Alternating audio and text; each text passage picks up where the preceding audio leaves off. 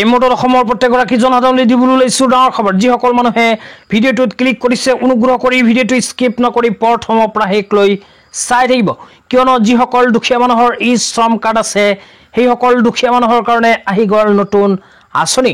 তো এইখন আঁচনি যদি আবেদন কৰে প্ৰতি মাহতে ৩০০০কৈ টকা বেংক একাউণ্টত লাভ কৰিব। তো ই শ্ৰম কাৰ্ড থকা দুখীয়াসকলৰ বাবে কি আঁচনি আহিছে আপোনালোকে যদি জানিব বিচাৰে অনুগ্ৰহ কৰি ভিডিঅ'টো স্কিপ নকৰি প্ৰথমৰ পৰা শেষলৈ চাব, আৰু মোৰ চেনেলত নতুন হ'লে প্লিজ চেনেলটো ছাবস্ক্ৰাইব কৰি মোৰ লগত থাকিব। তো বলক ভিডিঅ'টো আৰম্ভ কৰি এই বিষয়ত আমি বিস্তাৰিত জানি লওঁ। তো ইয়াৰ কাৰণে প্ৰথমে আপোনালোকে নিজৰ মোবাইলৰ ক্ৰম ব্ৰাউজাৰটো অপেন কৰিব। তো ক্ৰম ব্ৰাউজাৰ অপেন কৰি আপোনালোকে সাৰ্চ বাৰত জাষ্ট লিখিব e-shrom.gov.in। তো এইখিনি লিখি পেলাই সাৰ্চ কৰি দিব। সাৰ্চ কৰি আপোনালোকে নিজেই কিন্তু নিজৰ মোবাইলত চাব পাৰিব যে ই শ্ৰম কাৰ্ড থকা দুখীয়াসকলৰ বাবে ভাৰত চৰকাৰে কি কি আঁচনি ঘোষণা কৰিছে। তো যেতিয়া সাৰ্চ বাৰত e-shrom.gov.in লিখি সাৰ্চ কৰি দিব, সাৰ্চ কৰি দিয়াৰ লগে লগে ই শ্ৰম কাৰ্ডৰ অফিচিয়েল ৱেবছাইটটো এনেকুৱাকৈ অপেন হ'ব। তো অপেন হোৱাৰ পিছত স্ক্ৰল ডাউন কৰি অকমান তলত গ'লে লেফ্ট ছাইডত চাব পাৰিব 3 লাইন। তো 3 লাইন যে দিয়া আছে ইয়াতে আপোনালোকে ক্লিক কৰি দিব।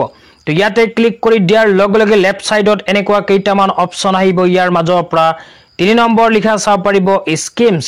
তো স্কিমছ যে লিখা আছে ইয়াতে ক্লিক কৰি দিব। তো ইয়াতে যেতিয়া ক্লিক কৰি দিব এনেকুৱা দুটা অপশ্যন আহিব। ইয়াৰ মাজৰ পৰা ছ'চিয়েল ছিকিউৰিটি ৱেলফেয়াৰ স্কিম যে লিখা আছে এই অপশ্যনটোত ক্লিক কৰি দিব। তো ইয়াতে যেতিয়া ক্লিক কৰি দিব, ক্লিক কৰি দিয়াৰ লগে লগে আপোনালোকৰ সন্মুখত এনেকুৱাকৈ নতুন এখন ইণ্টাৰফেচ আহি যাব। তো অহাৰ পিছত আপোনালোকে স্ক্ৰল ডাউন কৰি অকমান তলত আহিব।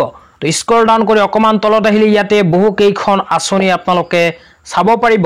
তো ইয়াৰ মাজৰ পৰা এখন আঁচনিত লিখা চাব পাৰিব প্ৰধানমন্ত্ৰী কিষাণ মানধন যোজনা।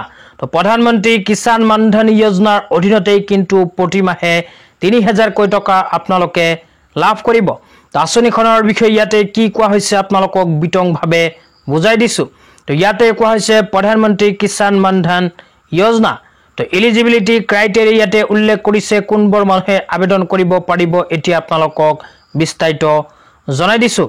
তো যোগ্যতাৰ ভিতৰত 1 নম্বৰতে কোৱা হৈছে should be N Indian citizen.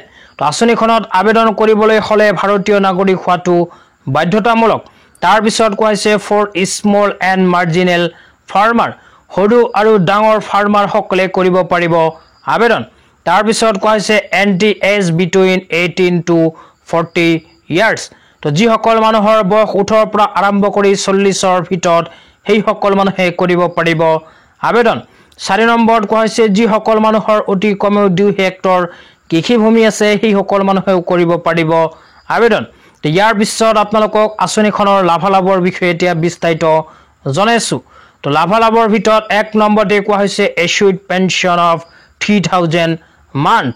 তো ইয়াতে কিন্তু স্পষ্টকৈ লিখা আছে 3000 পাৰ মান্থ। প্ৰতি মাহতেই কিন্তু ৩০০০কৈ টকা এইখন আঁচনিৰ জৰিয়তে লাভ কৰিব। তাৰপিছত 2 নম্বৰত কোৱা হৈছে voluntary and contributory pension scheme. 3 নম্বৰত কোৱা হৈছে matching contribution by the government of India. তেতিয়া আপোনালোকক আঁচনিখনৰ বিষয়ে বিস্তাৰিত জনাই দিছোঁ। তো যিসকল মানুহে এইখন আঁচনিত আবেদন কৰিব কেনেকৈ ৩০০০কৈ টকা লাভ কৰিব এতিয়া বিতংভাৱে জানি লওক। তো আপোনালোকে যদি এইখন আঁচনিত আবেদন কৰে তেন্তে আপোনাৰ বয়স অনুপাতে 55 টকাৰ পৰা আৰম্ভ কৰি 200 টকা পৰ্যন্ত এইখন আঁচনিত থ'ব লাগিব জমা। তো জমা থোৱাৰ পিছত আপোনাৰ বয়স যেতিয়া 60 বছৰ হ'ব তাৰপিছত প্ৰতি মাহে ৩০০০কৈ টকাৰ পেঞ্চন পাব এইখন আঁচনিৰ জৰিয়তে।